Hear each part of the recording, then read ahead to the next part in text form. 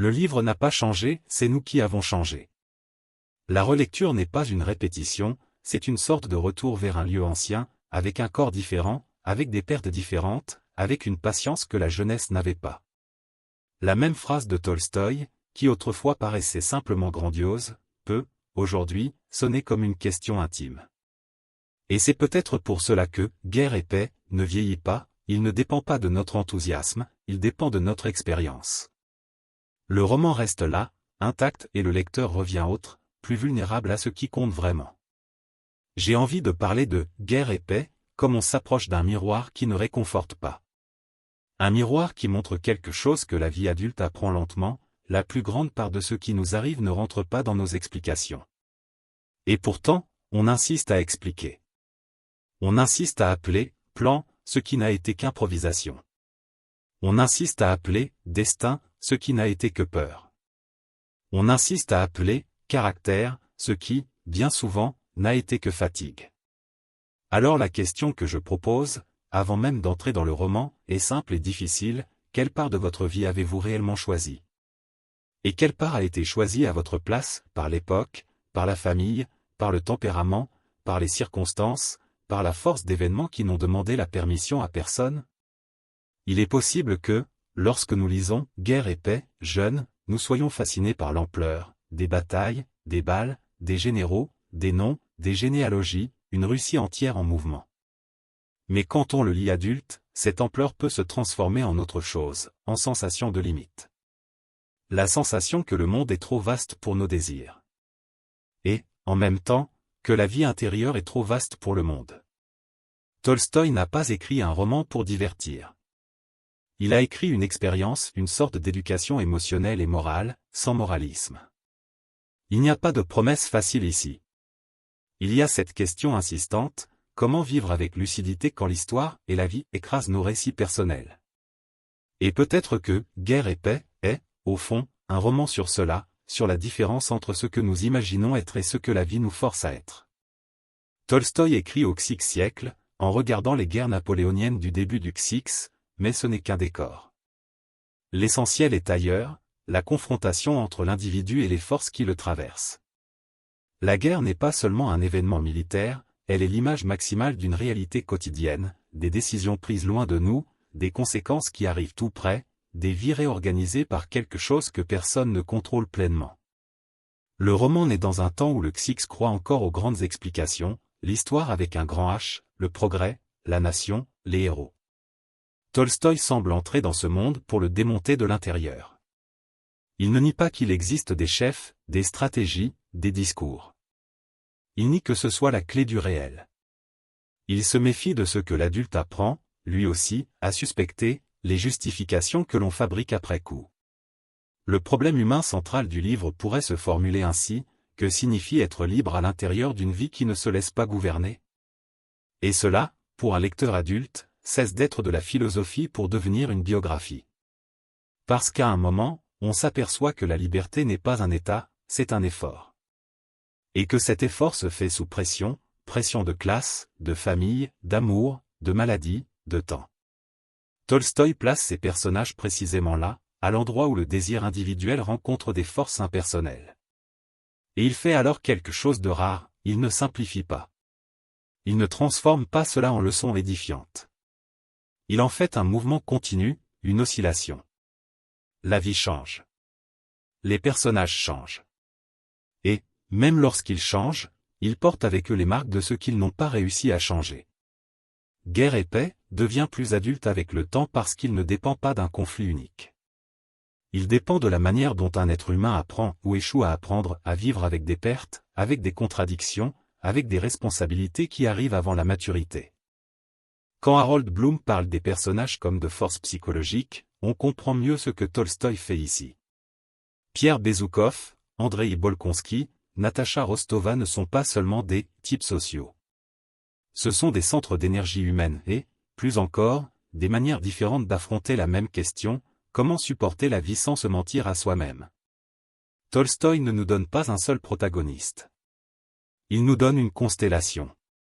Et c'est cohérent avec le thème, la vie ne s'organise pas comme un récit propre, elle s'organise comme une simultanéité de destin. La guerre n'arrive pas, pour un personnage, elle arrive et traverse beaucoup de vies.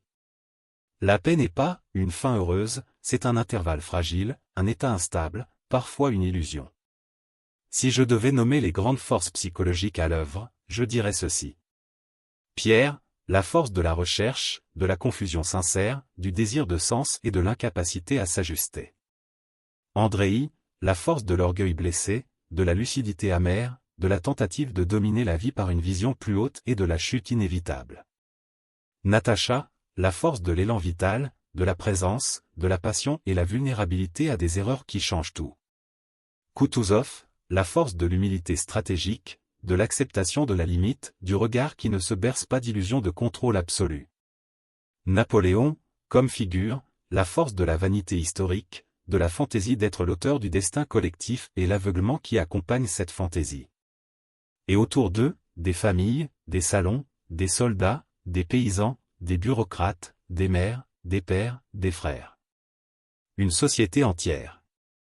Mais le cœur du livre, c'est la transformation intérieure et la manière dont cette transformation n'est jamais pure. Ici, Northrop Frye peut aider, avec une discrète lentille, guerre et paix, ne tient pas dans une seule forme. Il a quelque chose de l'épique, mais il démonte l'épique. Il a quelque chose du roman historique, mais il refuse la simplification héroïque. Il y a de la tragédie, mais pas la tragédie théâtrale, concentrée, une tragédie diluée dans le temps, dans le quotidien. Et il y a, parfois, des éclats de comédie, non pas un rire facile, mais l'ironie de la vie sociale. C'est comme si Tolstoï travaillait avec la structure du mythe pour en montrer l'insuffisance face au réel. Le héros, ici, ne gagne pas. Le héros, ici, apprend à perdre ou apprend qu'il perdait déjà depuis longtemps, sans s'en apercevoir. Et c'est dans cette tension que la lecture devient formation, parce que le livre nous oblige à abandonner la fantaisie selon laquelle la vie aurait un thème clair. La vie a des forces concurrentes. Et nous sommes traversés par elles. Commençons par Pierre. Pierre est un homme qui paraît toujours un peu en décalage, socialement, spirituellement, émotionnellement. Il hérite d'une fortune, entre dans un monde qu'il ne sait pas habiter, se laisse tirer par des influences, tente de trouver une boussole morale. Pour beaucoup de lecteurs adultes, c'est le personnage le plus douloureusement familier, quelqu'un qui ne souffre pas d'un manque d'intelligence, mais d'un excès de conscience et d'une sorte de naïveté persistante. Pierre, c'est la force de la question. Sauf que la question, quand elle ne trouve pas de réponse, peut tourner à l'auto-humiliation. Il se voit ridicule, il se voit faible, il se voit contradictoire. Il essaie de se corriger. Et il échoue. Et il recommence. Et il échoue autrement. La vie adulte connaît ce mécanisme, le sentiment qu'on arrive tard à son propre caractère. Le sentiment que ce que nous appelons « moi » est un amas de tentatives. Pierre, c'est cela, une tentative. Tolstoï le place dans des situations où la morale n'est pas un discours, mais une décision concrète et pas toujours claire. Le mariage de Pierre, par exemple, n'est pas seulement un épisode sentimental, c'est une leçon sur la manière dont le désir d'appartenance peut conduire à des choix qui deviennent une prison. Pierre entre dans un mariage comme on entre dans une pièce sans air. Au début, on se dit que ce n'est qu'un inconfort, puis on comprend que c'est un étouffement. Et ici, sans forcer, Fromm apparaît comme un horizon, la liberté n'est pas seulement pouvoir faire ce qu'on veut. La liberté exige une maturité capable de soutenir des choix. Et bien souvent, on fuit cela non parce qu'on est mauvais, mais parce qu'on a peur. Pierre a peur de la solitude, peur du manque de direction, peur du jugement social. Et le monde lui offre une sortie, la forme prête, le mariage convenable, le cercle mondain, le masque. Mais le masque se paie. À partir de là, Pierre cherche du sens à plusieurs endroits, des idées, des fraternités, des projets de réforme, le désir de faire le bien. Et Tolstoï fait quelque chose qui dérange, il montre que l'idéalisme peut être, lui aussi, une forme de vanité. Pierre veut être bon. Mais il veut être bon comme si c'était une identité stable. Et la vie ne permet pas la stabilité. Le choc le plus grand arrive quand la guerre vient comme réalité absolue. La guerre n'est pas une idée, c'est un fait. Elle démonte les théories. Pierre, à un moment, s'approche du champ de bataille non comme un soldat professionnel, mais comme un homme qui veut voir comme si voir en soi, était un acte moral. Ce besoin de témoigner, d'être proche du réel, est profondément adulte.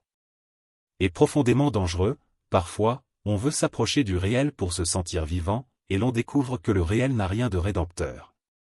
Tolstoï ne transforme pas Pierre en héros de guerre. Au contraire, Pierre, face à l'horreur, se désorganise et c'est dans cette désorganisation qu'il commence, paradoxalement, à devenir plus vrai. La capture, le contact avec la misère, la vie au milieu des gens ordinaires, la souffrance sans glamour, tout cela a pour effet de dégonfler l'ego. Pierre apprend, tard, ce que la vie adulte apprend souvent de force, qu'une expérience radicale n'est pas un trophée, c'est une blessure. Et il se passe alors quelque chose de décisif, Pierre rencontre des formes de simplicité humaine, une sorte de décence sans discours. Ce n'est pas le salut. C'est un contact avec un type de vérité qui ne dépend pas des théories. Une vérité qui naît de la proximité avec la douleur, avec la limite, avec la précarité. Ce passage est important parce que Tolstoï n'est pas en train de dire « la guerre purifie ». Il dit autre chose, l'extrême révèle ce que, dans le confort, nous cachons à nous-mêmes. Le confort fabrique des récits. L'extrême défait les récits. Pour un lecteur adulte, Pierre est la figure de l'homme qui essaie d'être intègre dans un monde qui le pousse à la représentation. Et cette lutte ne se termine pas par un grand discours final. Elle se termine, au mieux, par une humilité provisoire. Et maintenant, Andreï Bolkonski. Andreï est presque l'opposé de Pierre par son tempérament. Il est plus contenu, plus orgueilleux, plus capable, aux yeux du monde. Il a de l'ambition, une vision, un mépris pour les superficialités sociales. Sauf que ce mépris, bien souvent, est aussi une défense. Parce qu'Andreï, comme beaucoup d'adultes, a une terreur intime, être petit. Et pour ne pas être petit, il préfère devenir dur. La guerre, pour Andreï, apparaît d'abord comme une possibilité de grandeur. Il y a en lui quelque chose d'épique, non pas au sens d'une bravoure naïve, mais au sens de vouloir une vie qui justifie l'existence. Et c'est une tentation adulte, quand le quotidien semble répétitif, on cherche un événement qui nous élève, qui nous prouve. Sauf que Tolstoï est impitoyable avec cette fantaisie. L'expérience d'Andreï à la guerre, et surtout sa rencontre avec sa propre mortalité, démontre l'idée de grandeur. Il y a cette perception célèbre, le ciel immense, indifférent, au-dessus du chaos humain. Ce n'est pas un moment, poétique, pour embellir le roman. C'est un coup. C'est le monde qui dit, vous n'êtes pas le centre. Ici, le rapprochement avec Camus est inévitable, mais il faut le manier avec prudence, le sentiment de l'absurde naît quand le désir de sens rencontre l'indifférence du réel. Andreï veut du sens. La guerre offre un théâtre à ce sens. Mais le ciel au-dessus du champ de bataille ne répond pas. La vie ne répond pas. La conséquence n'est pas une libération, c'est une amertume. Andreï revient différent, plus lucide, plus froid, plus sceptique. Il regarde la société et voit le ridicule. Il se regarde lui-même et voit la vanité. Cette lucidité, pendant un temps, ressemble à une force. Mais la lucidité peut devenir une prison. L'adulte connaît cela, quand on voit trop, on devient incapable de se donner. Et sans don, la vie se transforme en calcul. Et alors entre Natacha. Natacha, pour Andreï, est une promesse de réconciliation avec la vie. Elle est élan vital, chaleur, présence. Elle rend au monde sa couleur. Mais Andreï, même amoureux, reste Andreï, il essaie de contrôler le destin de l'amour. Il accepte l'engagement, mais il le repousse, impose des conditions, soumet le sentiment à l'approbation sociale et familiale. Et Tolstoï montre un point douloureux, l'amour ne supporte pas d'être administré comme un projet. L'attente imposée, les formalités, l'interférence des tiers, tout cela crée la brèche où l'erreur se produit. Et quand l'erreur arrive, la trahison, la chute morale de Natacha, Andreï réagit comme bien des gens réagissent à l'âge adulte lorsqu'ils sont blessés, avec une rigidité morale. Il transforme la douleur en sentence. Il se protège en faisant de l'autre un coupable absolu. Et ici, le roman devient cruellement formateur, parce qu'il nous demande, sans le dire, si notre sens de la justice n'est pas, parfois, une manière de ne pas souffrir. Pardonner, c'est souffrir autrement, c'est accepter l'ambiguïté, accepter que l'autre soit fragile, accepter que la vie ne rentre pas dans des catégories propres. Tolstoï n'idéalise pas le pardon. Il le montre comme quelque chose qui peut arriver trop tard et qui, pourtant, peut être réel. Le parcours final d'Andreï, marqué par la blessure, par la proximité de la mort, ouvre en lui une sorte de clarté qu'il n'avait pas quand il était fort. Il voit sa propre dureté. Il voit à quel point il s'est trompé. Il voit ce que son orgueil a coûté. Pour le lecteur adulte, Andreï est la figure de l'homme qui a voulu être grand et qui découvre que la grandeur n'est pas un événement historique. La grandeur, si elle existe, est peut-être dans quelque chose de bien moins spectaculaire, ne pas se transformer en pierre quand la vie vous blesse. Mais Tolstoï ne fait pas d'Andreï un saint. Il en fait un être humain et c'est plus difficile. Parce qu'être humain signifie tard. Signifie incomplet. Signifie comprendre quand il n'y a déjà plus de retour possible. Et alors, Natacha Rostova. Natacha est peut-être le personnage qui change le plus selon l'âge du lecteur. Le lecteur jeune peut la voir comme un charme, une jeunesse, un élan romantique. Le lecteur adulte voit quelque chose de plus complexe, une créature vivante qui se trompe parce qu'elle est vivante. Et qui paie cher cette erreur. Natacha a une qualité que Tolstoï décrit avec une sorte de fidélité au réel, elle est présence. Elle entre dans une pièce et la pièce change. Elle chante et quelque chose arrive. Elle n'est pas seulement belle, elle est intensément là. Mais cette présence, quand elle rencontre la société, se transforme en vulnérabilité. Parce que la société capture la présence, séduit, manipule, exploite. L'épisode avec Anatole, par exemple, n'est pas une aventure amoureuse.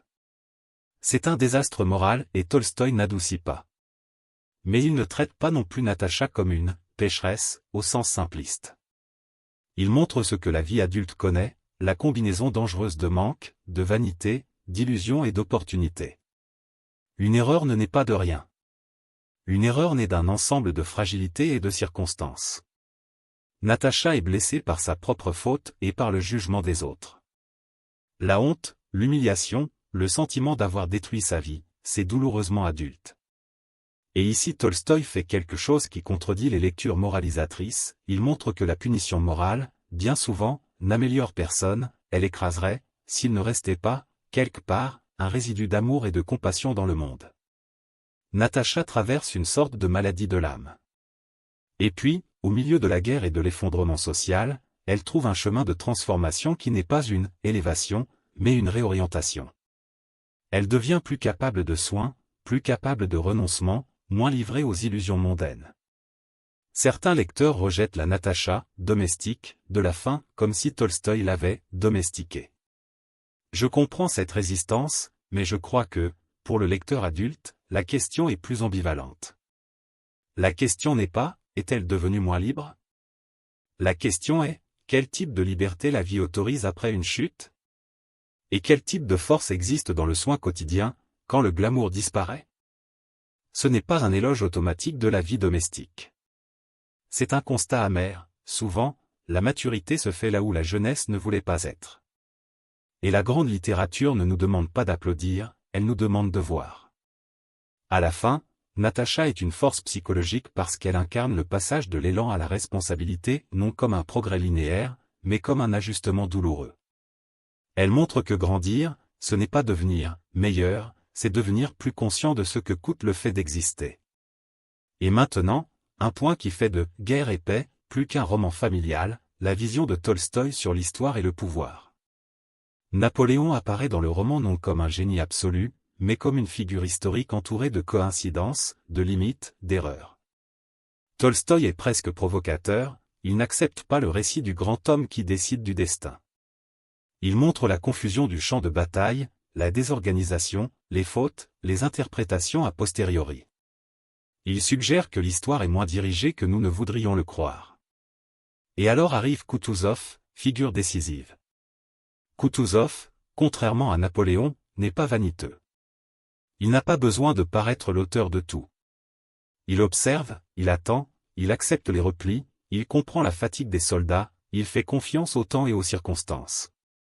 Il y a là une humilité qui pourrait ressembler à de la passivité, mais ce n'en est pas. C'est une autre intelligence, une intelligence qui reconnaît la limite. Pour l'adulte, ce contraste est une leçon sans sermon. Parce qu'à l'âge adulte, on rencontre deux types de personnes, celles qui ont besoin de tout contrôler pour ne pas s'effondrer de l'intérieur, et celles qui savent supporter l'incertitude sans en faire un spectacle. Kutuzov représente cette seconde force, l'acceptation de ce qu'on ne contrôle pas, sans renoncer à l'action possible. Fromm pourrait dire, avec sa distinction entre les manières de vivre la liberté, qu'il y a une différence entre le désir de domination qui compense l'insécurité et la capacité d'agir avec responsabilité à l'intérieur d'une limite. Tolstoï semble se méfier de la domination comme fantaisie. La fantaisie de domination finit souvent en humiliation historique.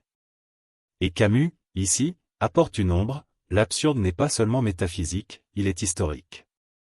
La guerre expose l'irrationalité collective. Elle montre comment des plans rationnels deviennent chaos. Et malgré tout, les gens continuent de vivre, d'aimer, de trahir, de prier, de manger, de chanter. La vie insiste et cette insistance n'est pas une preuve de sens, c'est un fait. Tolstoï observe ce fait avec une fidélité presque cruelle. C'est pour cela que « Guerre et paix » n'est pas « sur la guerre » et n'est pas « sur la paix ». C'est sur l'oscillation. Sur la manière dont l'humain tente de construire une vie sur une surface qui tremble. Si l'on regarde la structure du roman avec une lentille proche de Free, on perçoit un jeu de forme. Il y a des moments où le récit s'approche de l'épique, bataille, déplacement, foule, mais Tolstoï ramène sans cesse tout cela vers l'intime. Il refuse la purification épique qui transforme la guerre en grandeur. Il rend au contraire le sang, la peur, l'ennui, la confusion. Et il y a des moments de société, bal, conversation, intrigue qui pourraient être une comédie de mœurs, mais Tolstoï y injecte une mélancolie, le rire, quand il existe, est traversé par une conscience de la mort. Comme si toute la vie sociale était une tentative d'oublier le temps. Le roman, donc, oscille entre des modes, roman, tragédie, ironie. Et cette oscillation est le contenu même, la vie humaine ne se fixe pas dans un genre.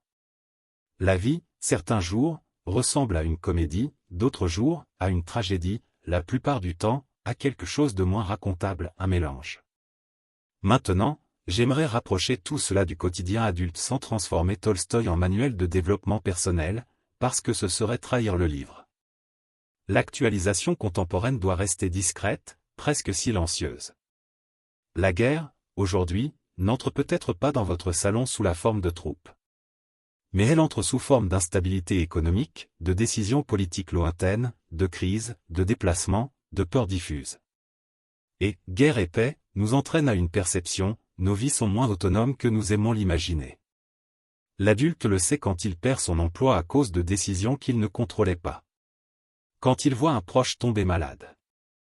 Quand il comprend qu'un mariage se défait, non pas à cause d'un grand événement, mais à cause de micro-usures. Quand il réalise que les « choix personnels » sont toujours pris dans des contextes. Tolstoï donne forme à cette vérité sans la romantiser. Et ici, si je cite Pondé, c'est dans une seule direction, la maturité nous remet souvent entre les mains un certain désenchantement. Et le désenchantement peut devenir du cynisme. On apprend à rire de tout, à mépriser, à dire « c'est comme ça ». Le cynisme est une défense contre la douleur de ne pas contrôler. Guerre et paix peut servir d'antidote au cynisme non parce qu'il offre de l'espoir, mais parce qu'il rend de la densité. Il montre que, même quand on ne contrôle pas, on répond encore. On aime encore. On se trompe encore. On porte encore de la culpabilité. On cherche encore du sens. Le cynisme simplifie, Tolstoï complexifie. Et complexifier, pour un lecteur adulte, c'est une forme de lucidité. Nous arrivons, alors, à un point central du roman, le rapport entre la vie intérieure et l'événement historique. Pierre tente de trouver un sens, grand, une raison, une mission. Andreï tente de trouver la grandeur, une manière de justifier l'existence. Natacha tente de vivre et c'est précisément parce qu'elle tente de vivre qu'elle tombe. Et l'histoire, indifférente, traverse les trois. Le roman nous oblige à admettre que la vie intérieure n'est pas souveraine. Mais il nous oblige aussi à admettre que l'histoire n'efface pas la vie intérieure. Même au milieu de la guerre, l'être humain continue d'avoir de la jalousie, de l'espoir, de la peur, du désir. Et cette continuité est à la fois consolante et terrible. Consolante, parce qu'elle montre que la vie insiste, terrible, parce qu'elle insiste même quand elle ne devrait pas, même quand tout est ruine. Camus verrait là une tension fondamentale, l'humain n'arrête pas de chercher du sens. Et le monde n'arrête pas de refuser les garanties. Le résultat, c'est une existence qui doit être vécue sans absolu facile. Tolstoï, pourtant, n'en fait pas un manifeste philosophique. Il met en scène. Il montre. Il permet au lecteur de sentir la pression. Et c'est là la différence entre lire « Guerre et paix » comme une aventure et le lire comme une formation. Dans la formation, on ne cherche pas ce qui arrive. On cherche ce qui arrive à notre conscience pendant qu'on lit. Que révèle « Guerre et paix » au lecteur adulte? D'abord, la question des choix irréversibles. Natacha ne peut pas défaire l'erreur avec Anatole comme si ce n'était qu'un faux pas sans conséquence. Andreï ne peut pas défaire sa rigidité morale comme si ce n'était qu'un tempérament. Pierre ne peut pas effacer des années de confusion comme s'il suffisait de « comprendre ». Tolstoï insiste, les choix laissent des marques. Et la vie adulte le sait, il y a des décisions qui changent la texture de l'avenir. Même quand on « surmonte », le passé ne disparaît pas, il s'intègre comme une cicatrice. Ensuite, la question du mûrissement. Tolstoï montre que mûrir, ce n'est pas accumuler des vertus. Mûrir, c'est accepter des pertes sans transformer cela en pur ressentiment. C'est accepter sa propre fragilité sans en faire une excuse. C'est accepter la fragilité de l'autre sans en faire une sentence. Pierre mûrit quand il perd ses illusions sur lui-même. Andreï mûrit quand sa lucidité se mêle à la compassion, tard, douloureusement. Natacha mûrit quand la vie lui retire la scène et lui donne le soin. Aucun mûrissement n'est « beau » au sens esthétique. C'est rugueux. C'est concret. Puis, la question des limites de la liberté. Chez Tolstoï, la liberté n'est pas le mythe de l'individu souverain. La liberté est ce petit espace de responsabilité à l'intérieur d'un monde qui ne demande pas la permission. On ne choisit pas tout, mais on choisit quelque chose, comment on répond, comment on aime, comment on supporte, comment on se laisse déformer ou comment on ne s'y laisse pas. Fromm dirait qu'une liberté sans responsabilité devient une fuite.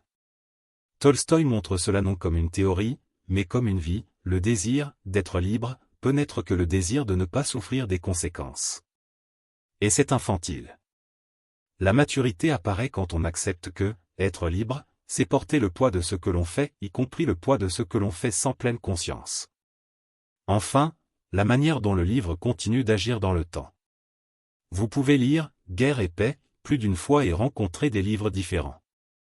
À la première lecture, peut-être verrez-vous l'histoire. À la deuxième, peut-être Pierre. À la troisième, Natacha. Et, à un moment, peut-être Koutouzov et vous verrez que la sagesse, là, n'est pas l'éclat du héros, mais la patience de la limite. Et peut-être remarquerez-vous quelque chose de dérangeant, certaines de vos certitudes n'étaient que jeunesse. Et certaines de vos amertumes d'aujourd'hui ne sont que défense. Et le roman reste là, non pour vous guérir, mais pour vous rendre plus attentif. Je reviens à la question du début, quelle part de votre vie avez-vous réellement choisi? La réponse honnête est peut-être, moins que je ne le voudrais. Moins que je ne me le suis raconté. Moins que je ne l'ai utilisé pour me culpabiliser ou pour me glorifier. Mais, guerre et paix, ne nous mène pas au fatalisme. Il ne dit pas, vous ne contrôlez rien, donc tout se vaut. Il montre autre chose, précisément parce que nous ne contrôlons pas, chaque geste de lucidité compte. Et la lucidité, ici, ce n'est pas une illumination mystique. C'est reconnaître ce que l'on fait, reconnaître ce que l'on ressent, reconnaître ce que l'on perd sans transformer cela en spectacle. Tolstoï ne ferme pas sur une conclusion définitive parce que la vie ne ferme pas. Il ferme sur une continuité. Et c'est peut-être cela que l'adulte comprend mieux, la vie ne nous doit pas une fin qui ait du sens, elle nous donne des jours. Et ce que nous faisons de ces jours est trop petit pour devenir une épopée et trop grand pour devenir du cynisme. Le livre n'a pas changé. Nous avons changé.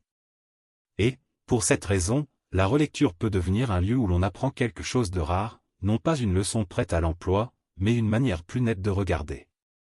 Dans la prochaine vidéo, j'aimerais continuer avec d'autres romans qui ne distraient pas, il nous déplace doucement, et c'est pour cela qu'il reste.